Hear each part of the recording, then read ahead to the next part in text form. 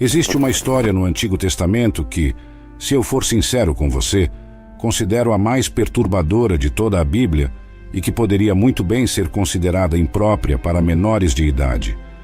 Então, antes de assistir a este vídeo, quero ter certeza de que você sabe que este vídeo não é adequado para todas as idades e pode muito bem desencadear algum tipo de trauma do seu passado. A história a qual me refiro encontra-se nos capítulos 19 a 21 do livro de Juízes. Muitas pessoas conhecem o capítulo 19, mas não leem o resto da história. Acredito que existem várias lições importantes que você e eu precisamos aprender com uma história tão perturbadora. Em primeiro lugar, vou contar a história para você o mais dramaticamente possível e depois vou explorar as lições que acho que podemos aprender. Junte-se a mim em Juízes capítulo 19. No capítulo 19, versículo 1, nos dias em que não havia rei em Israel, um levita que morava numa parte remota do país montanhoso de Efraim adquiriu uma mulher de Belém de Judá como sua concubina. Quero que você entenda. Aqui está um homem levita, morando na parte norte de Israel, e ele adquire essa mulher para ser sua concubina ou esposa, como você quiser chamar. E ela está morando no sul, em Belém. Continuemos a história. Ela foi infiel a ele e o deixou pela casa de seu pai em Belém de Judá, onde ficou por 4 meses. Ela o traiu, voltou para a casa de seu pai em Belém. Então a história continua. Essencialmente, esse homem levita quer recuperar sua esposa, então ele viaja do norte, do país montanhoso de Efraim até o sul, em Belém, para buscar essa mulher e ficar com ela novamente. Ele chega lá, e o pai dela é muito hospitaleiro. Várias vezes o cara diz: "Ei, tenho que ir embora, me dê minha esposa para eu voltar para casa." E o pai diz: Não, fique mais uma noite." Ele diz: "Ok, fico mais uma noite." E isso se repete por vários dias, até que finalmente o homem diz: "Ei, com todo o respeito, agradeço sua hospitalidade, mas preciso ir, preciso voltar para casa." Então ele finalmente parte de volta para casa, e é aí que toda a tragédia ocorre. Pois bem, o homem está com sua concubina, viajando de Belém, no sul de Israel, para o norte, em Efraim. Eles estavam perto de Jebus, e o dia estava quase acabando. O servo disse ao seu mestre: "Por favor, por que não paramos nesta cidade jebusita e passamos a noite aqui?" Mas seu mestre respondeu: "Não vamos parar em uma cidade estrangeira onde não há israelitas. Vamos continuar até Gibeá." Então seu servo disse: "Vamos tentar alcançar um desses lugares e passar a noite em Gibeá ou Ramá." Então eles continuaram sua jornada, e o sol se pôs enquanto se aproximavam de Gibeá em Benjamim. Então eles vão para lá, e para sua surpresa, ninguém está disposto a recebê-los em suas casas. A hospitalidade era uma coisa enorme na cultura israelita. No final da noite, um homem idoso aparece na praça e diz: "Por que você ainda está aqui? Alguém já o acolheu em sua casa?" E eles respondem: "Não, ninguém nos acolheu." E o homem idoso diz: "Sabe de uma coisa? Você pode ficar comigo esta noite." E o levita responde: "Ótimo, só quero te avisar que não precisamos de nada de você. Temos comida suficiente para nossos jumentos, para mim e para minha concubina. Só precisamos de um lugar para descansar a cabeça. Se você me der um travesseiro, é tudo de que preciso." E o homem idoso diz: "Sem problemas, você pode ficar comigo. Estamos bem." Então esse homem levita, seu servo e sua concubina passam a noite na casa desse homem em Gibeá. E então isso acontece. Enquanto eles estavam se divertindo, de repente, homens malignos da cidade cercaram a casa e bateram na porta. Eles disseram ao dono da casa, o homem idoso: "Traga o homem que veio à sua casa, para que possamos ter relações sexuais com ele." Uau, cara, é aqui que a história toma um rumo. Há homens pervertidos vivendo em Gibeá, benjamitas, que vão à casa desse homem idoso e dizem: "Ei, sabemos que você tem um hóspede em sua casa. Traga-o para fora para que todos nós possamos ter relações sexuais com ele." Agora, observe o que acontece a seguir. O dono da casa saiu e disse: "Por favor, não façam essa maldade, meus irmãos. Afinal, esse homem veio à minha casa. Não cometam essa horrível atrocidade aqui. Deixe-me trazer minha filha virgem e a concubina do homem. Abusem delas e façam o que quiserem com elas, mas não cometam esta coisa ultrajante contra este homem. Vamos lidar com isso um pouco mais tarde neste vídeo, mas o que acontece a seguir é impensável. Diz no versículo 25 que, mas o homem não quis ouvir, então pegou sua concubina e a levou para fora até eles. Eles a estupraram e abusaram dela a noite toda até o amanhecer. Ao amanhecer, a deixaram ir. Agora, meu amigo, é por isso que eu disse que este vídeo pode ser considerado impróprio para menores e pode desencadear algumas coisas do seu passado. Porque eu quero que você imagine, aqui está um grupo de homens pervertidos, e eles estão se revezando para ter relações sexuais com esta mulher. Eles estão a estuprando durante toda a noite, até que pela manhã eles finalmente a deixam ir. E é isso que acontece com essa jovem mulher triste. No início da manhã, a mulher volta e, enquanto clareava, ela desabou na porta da casa do homem onde seu senhor estava. Você pode imaginar, ela está tão desgastada, tão espancada, tão abusada durante toda a noite por esses homens, que mal tem forças para se arrastar de volta para a casa desse homem, e simplesmente desaba no alpendre e se deita. Agora, observe o que acontece a seguir. Diz aqui que quando seu senhor se levantou de manhã, abriu as portas da casa e saiu para continuar sua viagem, lá estava a mulher, sua concubina, desabada perto da porta da casa com as mãos no limiar. "Levante-se", ele disse a ela, "vamos embora." Mas não houve resposta. A mulher havia sido tão abusada que havia morrido. Observe que diz aqui que o homem colocou-a em seu jumento e partiu para casa. Agora, o que vai acontecer a seguir é muito triste e horrível. Mas diz assim: quando ele entrou em sua casa, pegou uma faca, segurou sua concubina, cortou-a em 12 pedaços, membro por membro, e depois enviou-a por todo o território de Israel. Todos que viram isso disseram: nada como isso já aconteceu ou foi visto desde o dia em que os israelitas saíram da terra do Egito até agora. Pensem nisso, discutam e falem. Esse homem levou sua concubina para casa, cortou-a em 12 pedaços e, sem dúvida, anexou uma carta a cada pedaço de sua concubina falecida e enviou um pedaço diferente de seu corpo para as 12 tribos de Israel, com uma carta contando exatamente o que havia sido feito por seus próprios irmãos, uma das 12 tribos de Israel, a tribo de Benjamim. E quando estas outras tribos viram e leram o que havia acontecido com essa mulher, disseram: nada como isso já aconteceu ao longo da nossa história. Agora, há muito mais na história nos capítulos 20 e 21, então quero que você aguarde. Mas é aqui que quero começar a olhar para algumas lições que podemos aprender com isso. E a primeira lição é esta: quando não há responsabilidade em nossas vidas, temos uma forte tendência a nos desviar. Observe o capítulo 19 de Juízes, versículo 1, que lemos anteriormente, mas vou lê-lo novamente. Naqueles dias, quando não havia rei em Israel. Você vê, quando você e eu não temos que prestar contas, quando não há medo de termos que nos explicar ou ser responsáveis por nossas decisões e ações, meu amigo, estamos mais propensos a tomar decisões ruins, porque pensamos que podemos tomar essas decisões isoladamente, sem ter que responder a mais ninguém. E isso é exatamente o que estava acontecendo em Israel. Não havia rei, havia uma lei.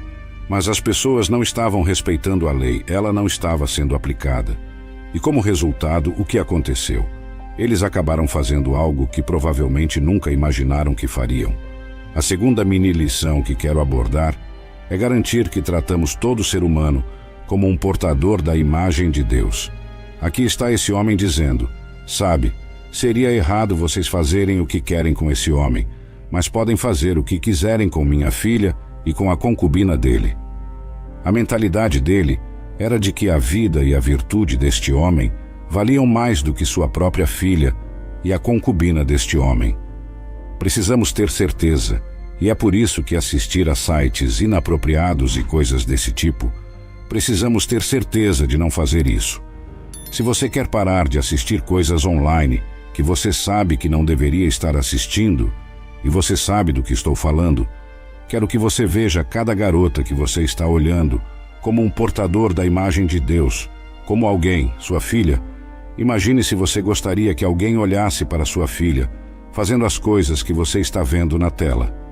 Mas aqui está a terceira coisa que quero destacar neste vídeo. Quanto mais você e eu nos afastamos de Deus, mais vulneráveis ficamos a fazer coisas que nunca imaginamos que faríamos. Você vê, quando você olha para o livro de Juízes como um todo, o que você verá é uma nação de pessoas que têm se afastado lentamente de Deus, têm se desviado lentamente. E o que você vê acontecendo nos capítulos 19 a 21 é o culminar de se afastar de Deus, e mostra o quão longe a nação como um todo se afastou de Deus. E meu amigo, você e eu não somos diferentes, porque se não mantivermos uma conexão próxima com Deus, se nos afastarmos de Deus, se nos desviarmos de Deus, é quando nós, como os israelitas, nos encontraremos fazendo coisas que alguém, 10 anos antes, teria tentado nos dizer que faríamos, e estaríamos convencidos de que de forma alguma faríamos essas coisas. Não há como eu me divorciar, não há como eu ter um caso, não há como ser demitido do meu emprego porque me encontraram assistindo algo online, não há como eu estar fumando maconha, ou o que quer que seja. Quanto mais você se afasta de Deus, mais vulnerável você se torna a cometer esse pecado. Agora, a história não termina no capítulo 19. Eu gostaria que terminasse, mas na verdade piora, porque o que acontece agora, no capítulo 20, é uma guerra civil entre as 11 tribos de Israel, e eles estão lutando contra a tribo de Benjamim, porque é a tribo de Benjamim que cometeu esse ato hediondo de pecado contra um de seus próprios irmãos israelitas. Então eu quero encorajá-lo a ler em detalhes os capítulos 20 e 21, mas para resumir, há uma enorme batalha. Milhares e milhares de vidas foram perdidas como resultado dessa batalha, de ambos os lados. E o que acaba acontecendo é que só restam 600 homens benjamitas. Então, no capítulo 21, as outras 11 tribos começam a se sentir mal ou a ter pena da tribo de Benjamim, porque basicamente estão com medo de que essa tribo de Benjamim vá se extinguir, já que há 600 homens vivos. Mas não há mulheres de Benjamim para eles se casarem e procriarem. Agora eles têm outro problema, porque agora estão preocupados que uma de suas 12 tribos de Israel vá se extinguir. Agora isso leva à minha quarta lição. Cada decisão ruim que tomamos tem consequências que não podemos escolher. Embora o que essas pessoas benjamitas fizeram fosse errado, as outras 11 tribos vindo e realmente lutando e matando-as, foi uma decisão que eles tomaram, e agora eles têm que pagar pelo resultado dessa decisão, e os benjamitas também têm que pagar pelo resultado de sua decisão ruim. Ouça, você pode escolher seu pecado, mas não pode escolher suas consequências. Cada decisão que você toma tem consequências, e o problema é, pessoal, você e eu não podemos escolher esses tipos de consequências. Então, o que acontece é que esses israelitas vão e matam homens desse clã chamado Jabes de Gileade, e há 400 mulheres que nunca estiveram com um homem. Então, eles pegam essas 400 mulheres e as dão a 400 dos 600 homens benjamitas, para esses homens benjamitas procriarem. Mas qual é o problema? Matemática simples. Havia 600 homens benjamitas que não conseguiram encontrar esposas, porque todas as esposas foram assassinadas e mortas, e 400 deles agora têm uma esposa dada a eles do clã de Jabes de Gileade. Então, o problema é que agora há 200 homens de Benjamim que não têm esposas. E é por isso que eu disse que uma decisão ruim muitas vezes leva a outra, porque o que acontece a seguir é que esses israelitas basicamente dizem: sabe de uma coisa, nós todos fizemos um juramento e dissemos que não poderíamos dar nossas filhas a nenhum dos benjamitas, mas não diz nada sobre se elas forem levadas. Então, o que acontece é que eles têm que tomar outra decisão ruim e dizem: ei, sabem de uma coisa, isso é o que os benjamitas precisam fazer. Eles enviam uma mensagem e dizem: ei, olha, tem um festival chegando, uma festa, e basicamente algumas de nossas filhas vão estar dançando e se divertindo nessa festa. Tecnicamente, não podemos dar nossas filhas a vocês porque fizemos um juramento, mas se vocês as encontrarem e as sequestrarem, Isso é problema de vocês. Se vocês as encontrarem e sequestrarem, nós estaremos livres desse juramento, porque tecnicamente não demos nossas filhas a vocês, e vocês poderão ter uma esposa e procriar.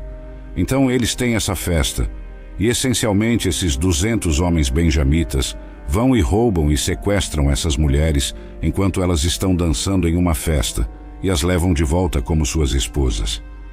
Agora, pessoal, eu sei que esta é uma história louca, e tentei resumi-la o mais rápido que pude.